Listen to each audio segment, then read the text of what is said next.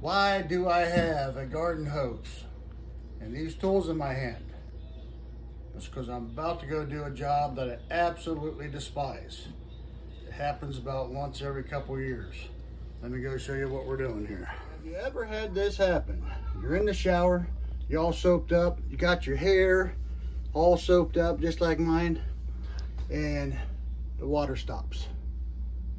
It stays off for about 30 seconds the first time, and then as time goes by, the next time it does it, it'll go up to 2 minutes, 3 minutes. Well, I'm going to show you why that happens. There's a fellow on YouTube that's already doing this. It's already showed how to do it. She's the only one I've seen do it. But I'm going to do it just for the heck of it, just in case somebody else runs into the same problem I have. But with your water pressure switch, there's a common problem that happens when it does that. And when a particular problem happens where the water shuts off on you mid-shower or anything else, right there's the culprit.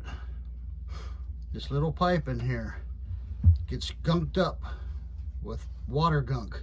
It just creates a little hole, just enough for some water to go in. It takes a lot of time to make this switch trip.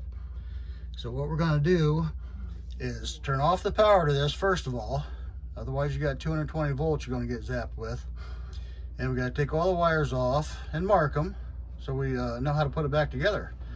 And then we're gonna unscrew it, clean this pipe out, put some new gunk on it, on the threads, and we're gonna put it back in here.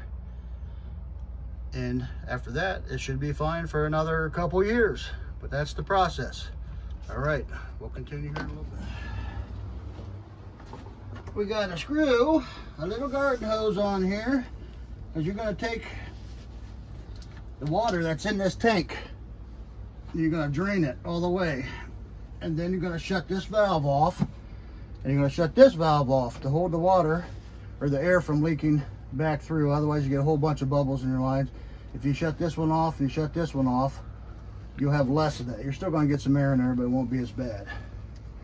So we'll do that, but first thing we gotta do is go turn this power off. Water pump breaker number 67. It's a 220, so it's gonna be a big boy. Flip that off.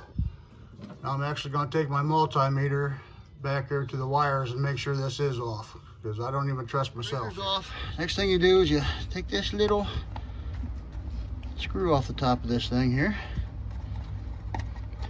Now I just want to say, I am a homeowner. That is it. I am not a plumber. I am not an electrician. So if you're gonna do this, you gotta be extremely careful. I don't know what they charge for this type of thing, but I'm sure it's a lot. All right, I'm gonna test to make sure we have no voltage here. We're currently draining the water. I have tested this, we don't have any juice here. And you'll watch your pressure gauge. It'll just pop down here to 0 here pretty soon when the tank's empty. And what we did is turn this valve off. We opened this valve. I should say shut that valve. It has no power going through it.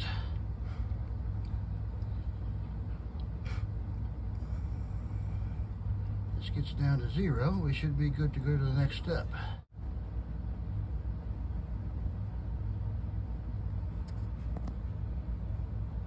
There it goes. All right. Here's my lovely assistant daughter who lives upstairs, who has threatened my life if I don't get this fixed. So we are here to fix it, and she is going to assist me. Our next step, since we're not very intelligent, actually we are, but we're just pretending we're not, is we're going to put some stickers on these, because we're not electricians. We don't know what these wires actually do. We want to make sure we get them back exactly where they're supposed to go. So I'm going to letter these A's and B's and C's and D's. A, B, C, D. And that way we know where they go back. Of course, these got to come off too. But we know this one has no shielding and this one does. These two do. There's two there. So we have all the wires out and we have them taped to know how to go back together. And I also took pictures of it too, just in case tape falls off or something and we lose something somewhere. So the next step is getting, oh, you know, I'm going to just make this suggestion for all you people that are so smart out there that know how to make things. How about making one of these little hoses here to where you can literally spin a connection off the top of it so you don't have to take all the wires out of this thing. Wouldn't that be a good idea? How smart do you have to be to know it'd be a good idea to not to have to unthread this with all the wires that are connected to it, which is impossible.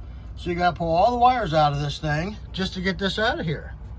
So somebody come up with a bright idea, and if you already know it, maybe there already is one. I'll use it. I'll put it in mine because I hate this. I should mention here, if you happen to break that while you're trying to get it out, game over. You may be, depending on if you can get it out of the actual switch or not, you may have to buy the whole setup. My switch looks clean enough.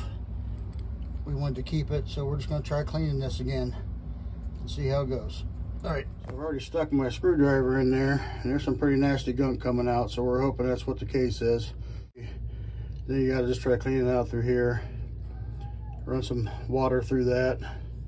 I'm not going to recommend any of the other things that we're actually going to try running through this, but do the best you can. A lot of chunks come out. We had some chunks come out too when I removed it in there. I stuck the screwdriver in there, knocked a few chunks out. So hoping that's the case. If it doesn't work, then we got to replace this. After much frustration and being terrified, we've got these back on here now. I'm not 100% confident this is actually going to fix it this time, because the first time we had to do this, there was a lot more chunks that came out. This did have chunks come out, but there wasn't as many. Now, if that's enough to actually cause it to do what it was doing, then we got it fixed, but we'll find out here. That'll be the next step. All right, okay, so we shut our valves, or I should say we open our valves back up to let the water through, and we close this valve. And now we're going to go turn the breaker back on. Now I'm sitting here making sure I don't blow up. Oh boy. I did. I'm not sure if I had to or not, but after I opened this valve up, I did go ahead and open this up a little bit to let some air, hopefully let some air out if there was any in there. And then I closed this back off, and then I turned on the breaker, and the pressure's going up now. Let's see if it shuts off where it's supposed to here.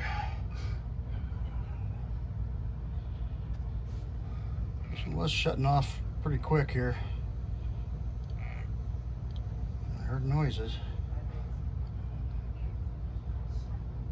Yep, there it went. So it shuts off at 60 apparently on this one. This, I don't know if that's accurate. The actual PSIs are on here where it's supposed to be, but that's where it was when I unhooked it. So now we're going to run the water and see if it's fixed. Check for leaks. All right. Hey, my daughter is going to go take a shower, and we'll find out if we fixed it or not. Good news is, guys, it switched off and switched it right back on and built right back up to where it's supposed to be. So now it's on its way back down again. It's doing what it's supposed to do. It worked, and it worked well. So I want to give credit to where credit's due. I want to show you who did this for me, and I want to praise him a little bit for coming up with a really good video. This has lasted us 2 years from the first time we did it. So if we get another 2 years out of it, that'd be great. Then we'll go ahead and replace the switch. But anyhow, I want to show you who this is. Here's our YouTuber. And his username is H2O Mechanic. H2O Mechanic, I want to thank you very much. I'm not an electrician, I'm not a plumber, but this is the second time I've been able to fix this problem. And it was all from your help. Thank you very much.